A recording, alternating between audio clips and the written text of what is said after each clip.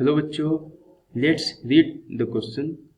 Question says कि total number of ATP produce through ETS, that is electron transport system, only from one molecule of the 3-phosphoglycerate in aerobic respiration is.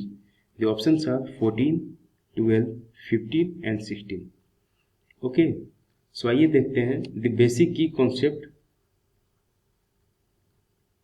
The basic key concept of this question is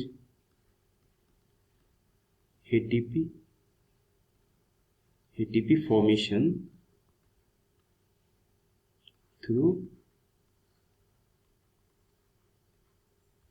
ETS.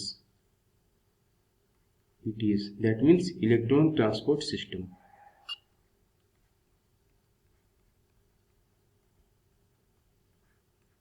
Electron transport system. ठीक है. सो अगर हम लोग question के according चले, so question हमारा कहता है कि एक मॉलिक्यूल ऑफ 3-फॉस्फोग्लिसरेट से हमारा कितना एटीपी निकलेगा इन एरोबिक रेस्पिरेशन. ठीक है, तो आइए देखते हैं. जो हमारा 3-फॉस्फोग्लिसरेट है,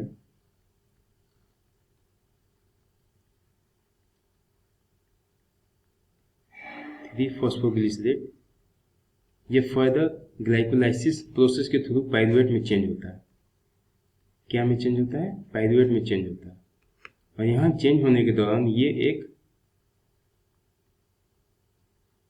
NADPH रिलीज करता है. ओके, NADH रिलीज करता है. नाउ सो फर्दर हमारा जो पाइरुवेट है, वो पाइरुवेट चेंज हो जाता है एसिटाइल कोएंजाइम में. किसमें चेंज हो जाता है? Acetyl coenzyme. अब जैसा कि हम लोग जानते हैं कि ये हमारा जो एसिटाइल कोएंजाइम है,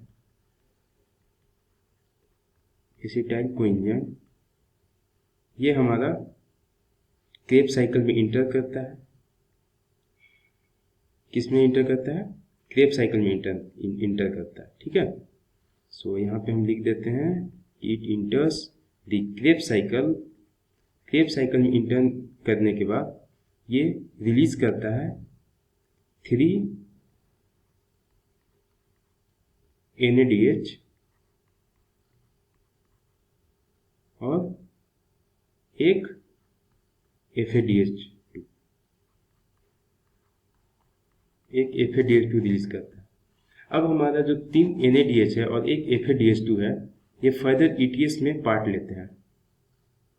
now both of them take part इन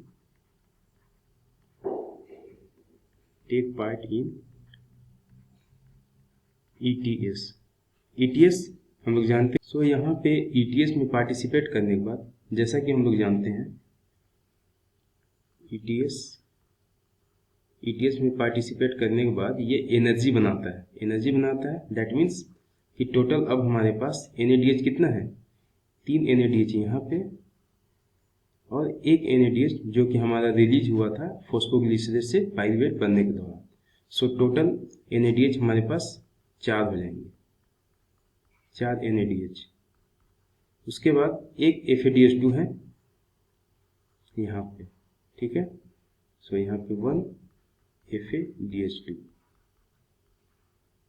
अब ये दोनों ETS के अगर अकॉर्डिंग चले, ETS में ये जाएंगे. ETS के थ्रू प्रोसेस होने के बाद ये एनर्जी रिलीज करेंगे. सो जैसा कि हम जानते हैं कि 4 NADH जो है, one molecule of NADH release about 3 ATP.